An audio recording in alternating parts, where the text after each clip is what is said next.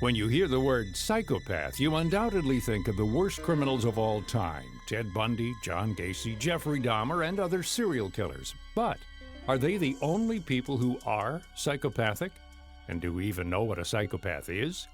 We talked to two researchers about the issue and learned some very surprising things about who these individuals are and how they manage in society.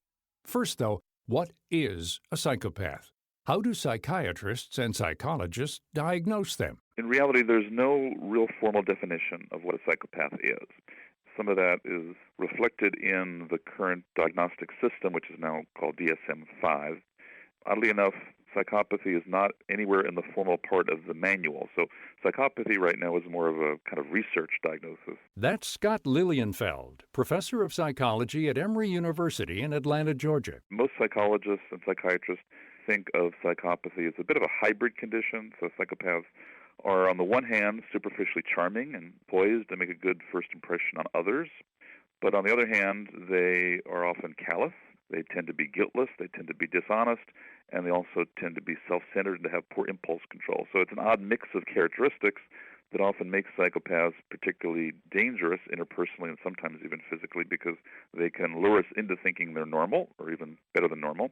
But in fact, they have some very profound emotional deficits and also deficits in impulse control. If there is no hard and fast definition of a psychopath, how do you test for it? Lilienfeld says that right now there isn't a formal diagnosis for psychopathy, and most mental health professionals look at it as a continuum that differs more in dimension rather than kind.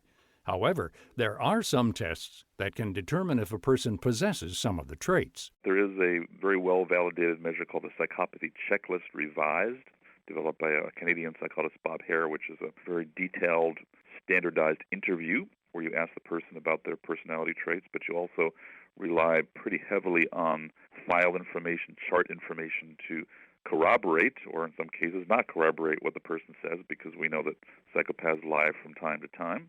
Some of us, myself included, also use self-report measures like questionnaires to ask psychopaths about their traits. That has been met with some skepticism, understandably, because, again, psychopaths tend to lie and often don't have a lot of insight into their disorder. But by the same token, those kinds of measures often work fairly well in research settings, although I wouldn't want to rely on them entirely in a clinical setting. One of the self-reporting tests is the Psychopathic Personality Inventory Revised, or PPIR. And there are questions tapping, for example, the extent to which people are good at or enjoy influencing others, the extent to which people are charming, the extent to which people enjoy taking physical risks, the extent to which people feel guilt or empathy toward others, the extent to which people enjoy manipulating others, and so on. And again, there's, at least on our measure, there's no strict cutoff, but the more people tend to endorse those kinds of items, the more suspicious you should become that they're in the range of being a bit more psychopathic. But again, all of us probably score somewhere on that dimension. It's probably a continuum.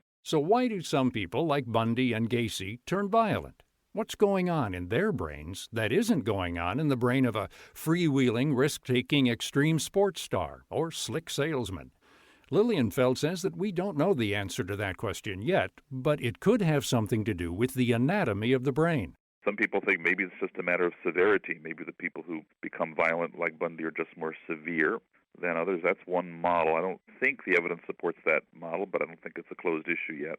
I think it's more likely, although severity probably plays part of a role, there's something else going on.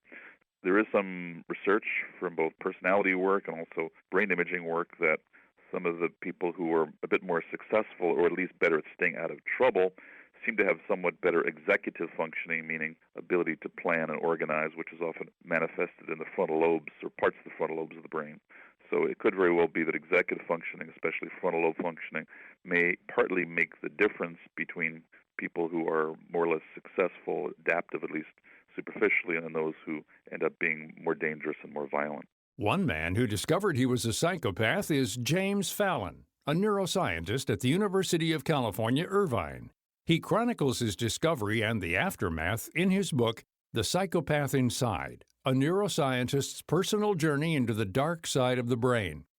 He says he was looking at the genetics and PET scans from serial murderers and found that there were distinct patterns in their test results. A few months later, he was looking at the same kinds of tests, but for his own family.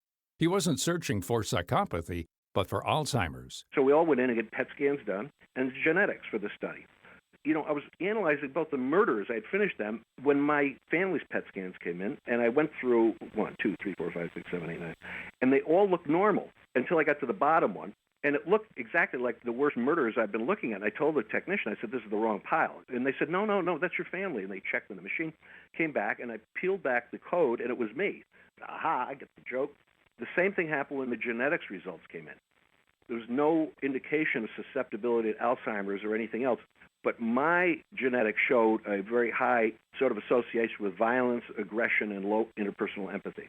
And those two biological markers then set me on a quest. Fallon is not a violent serial killer, or violent in any way whatsoever. In fact, he's pretty normal. He has a wife and kids, and holds down a challenging but not a physically risk-taking job. So if he was born with a brain and genes that have the same characteristics as a violent serial killer, is it the way he was brought up that made the difference? Is it nurture rather than nature that creates a violent criminal out of someone with those brain patterns and genetic makeup? This was a particularly embarrassing part of this the past few years because I was like, among my colleagues, the poster boy for genes controlling everything. And I made a big deal of this. And then this happened, and all of a sudden I had to eat crow and say I was wrong. This really changed my scientific thinking. Not only did I discover things about myself and my family that were a little bit disturbing, but in some ways freeing, but it really showed how the impact of early environment has on what your brain does and the behavior you carry out and how it can overcome the natural disposition genetically. What about treatment? If we can see what makes their brains and genes different from the rest of us, is there anything we can do to help a psychopath? Fallon says that the neuroscience of psychopathy has some important uses, but it can't tell us yet how to cure someone. It's being tested in early kids now. Can you change the behavior? But after that, especially from puberty on, it doesn't look like you can cure psychopathy. There are some exotic ways. Genetically, you could probably do it, but that would involve surgery and all sorts of things that we may not want to do. But it'll at least tell us which of our soldiers shouldn't be going to war, which kids are vulnerable, because not everybody's vulnerable to bullying and abuse. So a lot of kids are just resistant to it. But it'll point to those that are. So if we know those kids early on, if a family knows that and they can keep it secret, then they can make sure that kid is not subjected to the bullying and abuse. That would really profoundly affect their later behavior as teens and adults, because it primes that and then triggers it later. Now, in terms of curing it, there's still no known cure. Lilienfeld says that intensive therapy might help some people if the condition is caught early enough. I do think there's some evidence that behavioral therapies, those that reinforce adolescents for adaptive behaviors, may be helpful with a subset of these kids, particularly if it is very, very intensive treatment over a long period of time.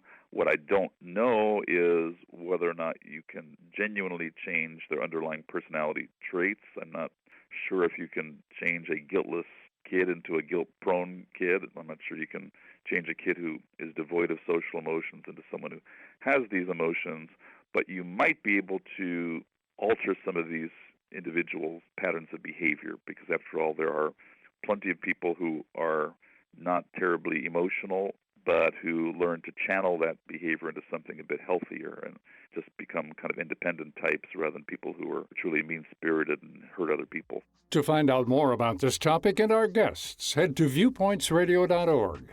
The segment originally aired in August 2015 and was written by producer Pat Reuter.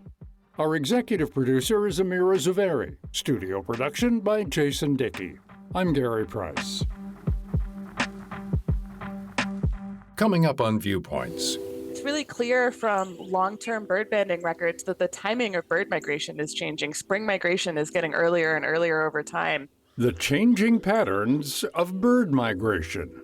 Then, I had only acted up until that point of getting my first apartment and emancipated at 14, and I didn't have a domestic skill to save my life. We speak to the one and only Drew Barrymore. I'm Marty Peterson. And I'm Gary Price. These stories in depth on your public affairs magazine, Viewpoints.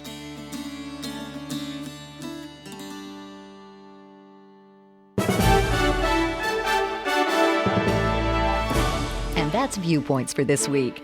Follow us on Twitter, Facebook, and Instagram to learn more about upcoming shows and find a library of past programs on Apple Podcasts, Google Play, and Spotify. Plus, you'll always find previous segments and more information about our guests at viewpointsradio.org. Join us again next week for another edition of Viewpoints.